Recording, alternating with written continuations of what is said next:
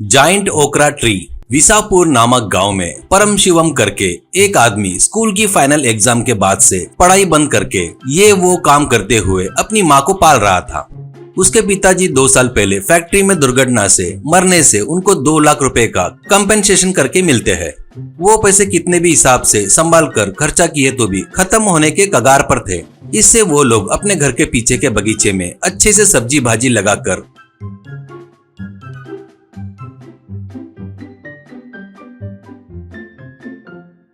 उनको ही बेचकर जितना मिलता उतने में जीने के आदी हो गए थे।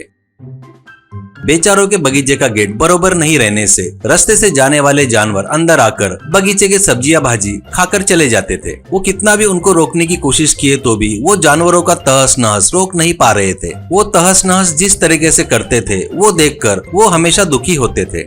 ऐसे ही एक दिन परम शिवम माँ से, माँ पैसे भी बस नहीं हो रहे हैं और ये जानवर को कब तक ऐसे भगाते रहेंगे। कहीं पर अटेंडर की नौकरी मिलती करके हर जगह घूम रहा हूँ, पर इस काम के लिए एक्सपीरियंस मांग रहे हैं माँ। अब नौकरी के लिए कोशिश करने की क्षमता नहीं है मुझ में माँ। माँ जंगल तो माँ जैसी रहती है बोलते हैं ना। मैं जंगल में जाकर हफ्ते में एक बार वहाँ पर कुछ महंगी चीजें मिले तो, जैसी लकड़ियाँ, जंगली मुर्गी, फल ऐसे कुछ मिले तो लाकर उसे बेचकर पैसे कमाने का सोच रहा हूँ माँ, ऐसा कहता है। तो माँ आंसू बहाते हुए, बेटा तेरे पिताजी रहे तो अपने को इतनी तकलीफ रहती थी क्या? ठीक है बेटा, जाकर आ, जीने के लिए अपनी कोशिश अपने को ही करना पड़ता ना, ऐसा कहती है।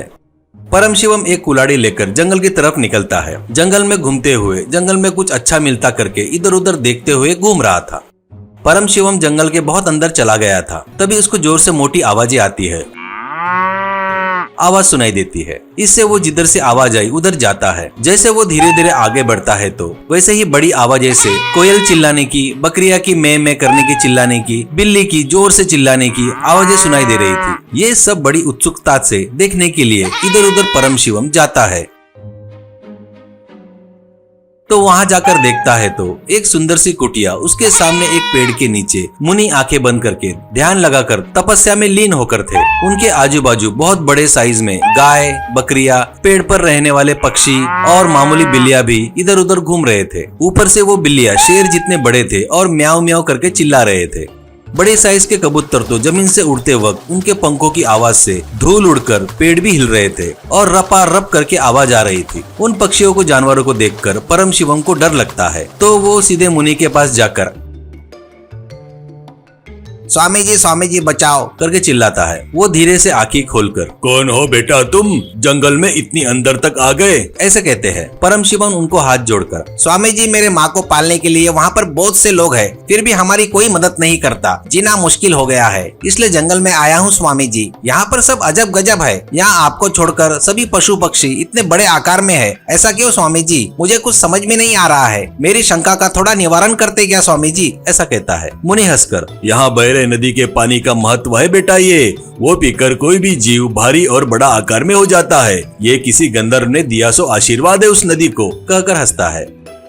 परम शिवम, स्वामी जी आप तो मामूली आकार में ही हो ना, ये कैसे हुआ? आप उस पानी को बगैर पिए कैसे जी रहे हो? कहता है। तो मुनि हंसते हुए, मुझे उस पानी का महत्व पता है, इसलिए मैं वो पानी नहीं पीता, कहकर वहाँ पर खड़ी गाय को, देनो इधर आओ माँ, करके बुलाता है। तब हाथी से बड़ी आकार की गाय आकर मुनि के बाजू में खड़े हो जाती है। इससे वो उठकर एक मिट्टी का बर्तन लेकर वो गाय के थन के नीचे रखता है। वो बड़े अजीब तरीके से गाय के थन में से मोटे दूध की धार निकलकर वो बर्तन भरने से रुक गई। मुनि हंसते हुए वो दूध दिखाता है, यही है मेरा खाना, करके वो परम शिवम को भी देखकर, तू भी अपनी प्यास बुझा ले बेटा, ऐसा कहता है। परम शिवम वो 4 घुट पीकर, अरे वाह कितना स्वादिष्ट है स्वामी जी, ऐसा कहता है। उसके बाद में मन ही मन में परम शिवम, मुझे भी स्वामी जी ये लोटा भरकर पानी दिए तो, मेरे सब्जी भाजी के झाड़ों को डालकर बड़े बड़े तरकारियां बढ़ने लायक किया तो मेरी तकलीफें खत्म हो जाएगी ना, ऐसा सोचता है। वो जानकर स्वामी जी उसको एक लोटा देकर, बेटा देखो वहाँ पर बह रहा पानी लेकर एक लोटे में लेकर जाओ, तेरी जो भी इच्छाएं पूरी कर ले बेटा, करके एक लोटा देता है।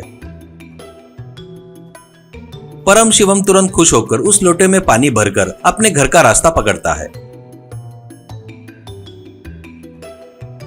घर में जाने के बाद परम शिवम को देखकर माँ बेटा ये जानवर फिर से ये सब्जी बाजी के झाड़ तहस नहस कर दिए रे। वो दिन उस कोने में एक भिंडी का पौधा ही बचा हुआ है, उनको दिखा नहीं इसलिए बच गया रे। ऐसा कहती है। तुरंत परम शिवम फटाफट उस पौधे के पास जाकर उस लोटे का पानी उस पौधे पर डाल देता है। तो वो देखते ही देखते एक छोटे से नारियल के पेड़ जितना बड़ा होकर उसमें बहुत सारे भिंडी लगे थे।